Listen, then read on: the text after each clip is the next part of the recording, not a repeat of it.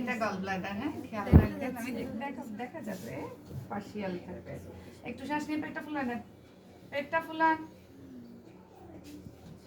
এই অ্যাপ্রোচ আমরা এই অ্যাপ্রোচে যাই। হ্যাঁ স্টোন আছে মনে হচ্ছে, এটা খাওয়ারও হতে পারে। হ্যাঁ আমরা পার্শিয়াল বা ইমপ্রপার কিছুই আসলে করতে পারবো না। তো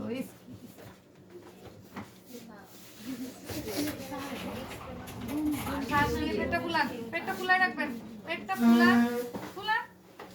এরকম করে শ্বাস নেন যদি এরকম করে শ্বাস নেন। হ্যাঁ শ্বাস ছাড়বে না। শ্বাস না ছাড়লে মাইন্ড করতে কিছুক্ষণ তো রাখতে পারবেন না। এই গল ব্লাডার রোজ বাইরে দেখা সবাই বলে ক্লিয়ার তো হবে না, সেটা খেয়ে আসছে, এর থেকে বেশি তার আসবে না। হ্যাঁ সেটা প্রপার ফাস্ট ইয়ে নাই। এই ম্যাম আমার একটু চেকআপ করবেন, খালি একটু ছিলাম।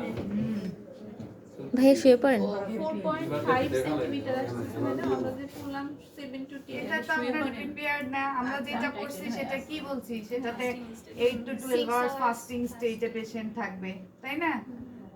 ফাস্টিং স্টেজে থাকলে দেখবেন এটা এত বড় একটা গল ব্লাডার। অনেকদিন পর আসলে এটা তো কন্ট্রাক্টেড। তাহলে এই জায়গায় পেশেন্টকে কি বলবে? পেশেন্টকে বলবে ডিপ ব্রেথ নিয়ে হেল্প করতে। হ্যাঁ এটা আপনাদের জন্য ফ্রেন্ডলি পেশেন্ট অবশ্যই না, একদমই ইমপ্রপার পেশেন্ট। এটাতে যদি গল ব্লাডার ভিজুয়ালাইজ করতে পারেন তাহলে মনে করবেন যে প্রিপেয়ার্ড পেশেন্টে চোখ বন্ধ করে পারবেন। তাহলে আবার একটু দেখেন, এই মিড ক্লাভিকুলার লাইনে আমি এই একবার ছবি দিয়ে ক্লিক করে রেখে দিন। কি করতে হবে? এই দেখছেন, একটু প্রেস করতে হবে জেন্টলি। তাহলে এটা হচ্ছে ফান্ডাস, এটা হচ্ছে বডি, এটা হচ্ছে নেক। আপাতত যে ছবি আছে সেই ছবিতে এইরকম। হ্যাঁ আর এটা হচ্ছে অ্যান্টেরিয়র ওয়াল, এটা হচ্ছে পোস্টেরিয়র ওয়াল। তাহলে এটা হচ্ছে লুমেন, এই হচ্ছে ওয়াল, আর এই যে এগুলো হচ্ছে এনহ্যান্সমেন্ট। এটা আজকে তো দেখুন আমরা বলছি পেশেন্ট কি সমস্যা নিয়ে আসে।